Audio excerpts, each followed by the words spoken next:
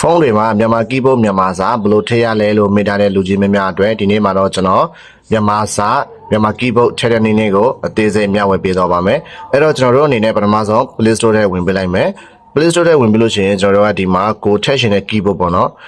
မြန်မာ keyboard ဖြစ်တဲ့ပကံဆိုရင်ကျွန်တော်တို့ပကံ keyboard ကိုကျွန်တော်တို့ရေးမယ်ပေါ့နော်ရေးပြီးလို့ရှိရင်ကျွန်တော်တို့ဒီ Play Store ကနေပြီးတော့ကျွန်တော်တို့ကဒီမှာ install လုပ်မယ်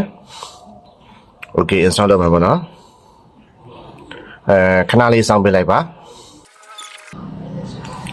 Okay ကျွန်တော်တို့လိုချင်တဲ့ keyboard ပေါ့နော်ပကံ keyboard ကျွန်တော်တို့လိုချင်တဲ့ keyboard ရပြီဆိုလို့ချင်းကျွန်တော်တို့ open ကိုနှိပ်မယ်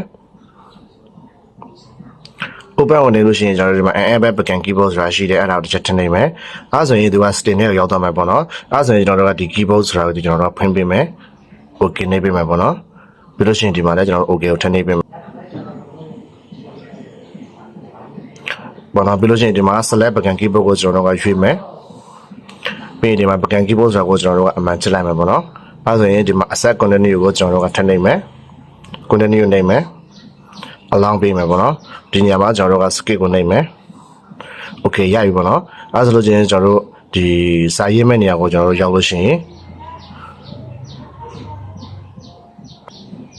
ဒါဆိုရင်တော့ကျွန်တော်တို့ဒီမှာမြန်မာ keyboard ထည့်ပြီးပြီပေါ့နော်